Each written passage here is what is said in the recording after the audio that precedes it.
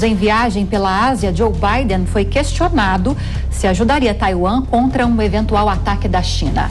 Eliseu Caetano chegando ao vivo com os detalhes.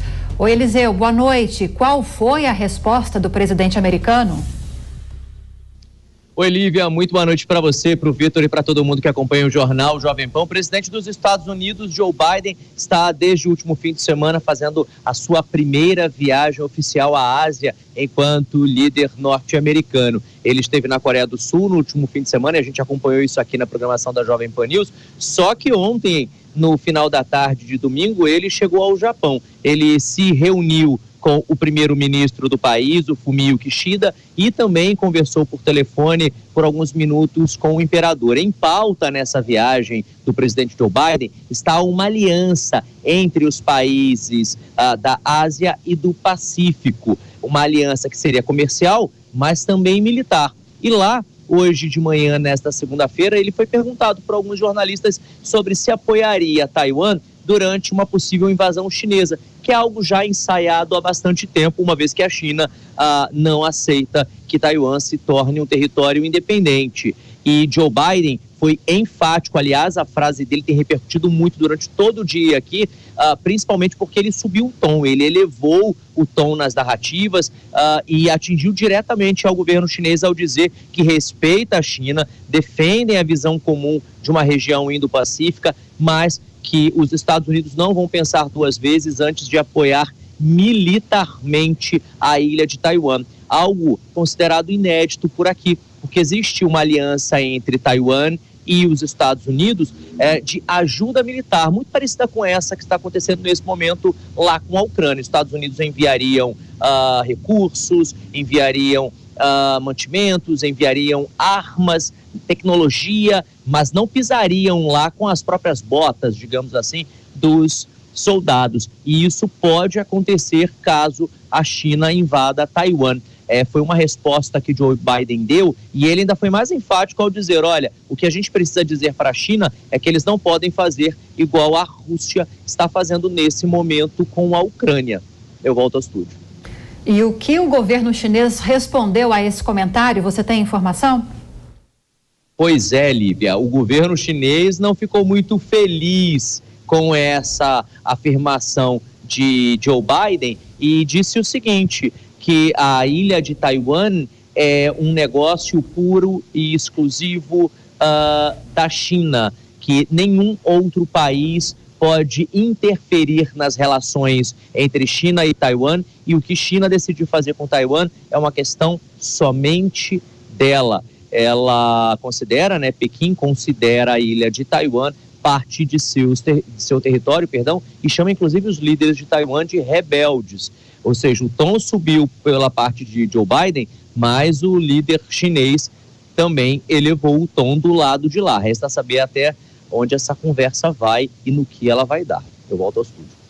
Vamos acompanhar. Obrigada pelas informações, Eliseu Caetano. Rodrigo Constantino, não bastassem todos os problemas comerciais que Estados Unidos e China têm um com o outro, ainda tem esse caldeirão fervilhando com essa possibilidade de ajuda militar dos Estados Unidos a Taiwan se houver uma tentativa de invasão pela China.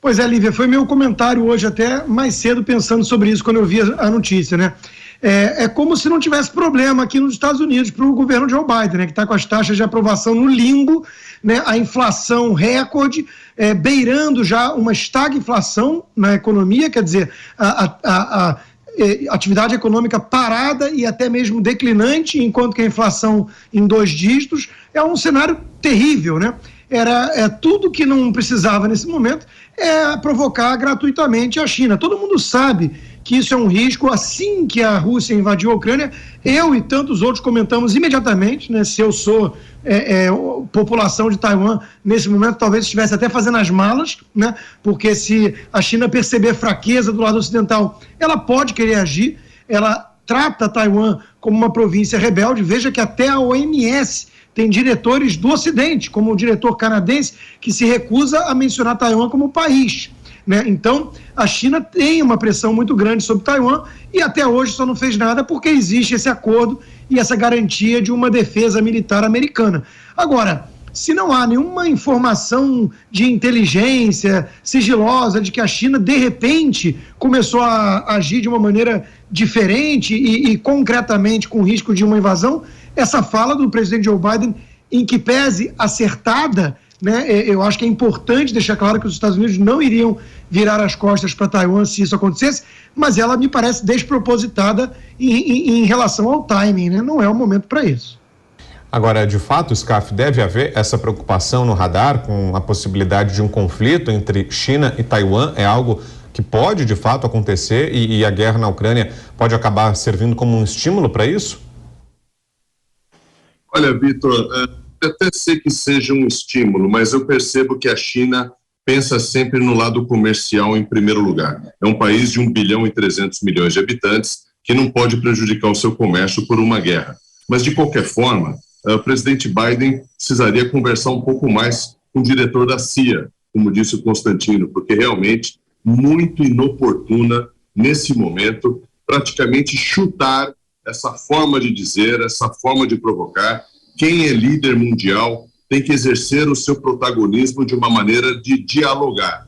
Os Estados Unidos é um grande parceiro, se não o maior parceiro comercial da China, não poderia se comportar dessa forma. Eu achei um pouco imaturo para um líder americano, o presidente dos Estados Unidos, simplesmente falar dessa forma, como se fosse defender um time num jogo de futebol. Isso não é assim.